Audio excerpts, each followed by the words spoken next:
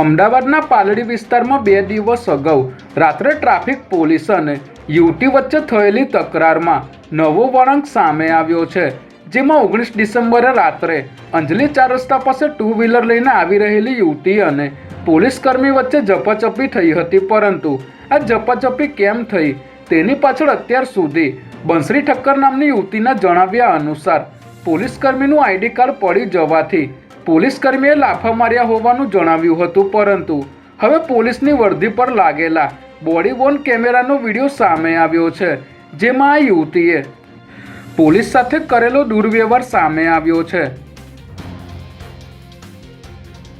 અંજલિ 4 રસ્તા પર 3 પોલીસ કર્મચારીઓ ફરજ પર હાજર હતા ત્યારે ઓલા સ્કૂટર લઈને આવી રહેલી બંસરી ઠક્કર સિગ્નલ તોડીને આવી રહી હોવાથી સિગ્નલ તોડવાના કારણે હેડ કોન્સ્ટેબલ જયંતિ ઝાલા દ્વારા આ યુવતીને રોકવામાં આવી હતી, જે બાદ સમગ્ર ઘટના બની હતી. ત્યારે પોલીસની વર્દી પર લાગેલા બોડી વોર્ન કેમેરામાં આવેલા ફૂટેજ મુજબ આ યુવતીએ પોલીસકર્મીનું આઈડી કાર્ડ ફેંકી દીધું હતું અને પોલીસકર્મીને બેફામ ગાળો બોલી હતી, જેના કારણે હેડ કોન્સ્ટેબલ જયંતિ ઝાલા રોષે ભરાયા હતા અને યુવતીને હાથ પકડીને આઈ કાર્ડ ઉપાડીને આપવાનું કહ્યું હતું.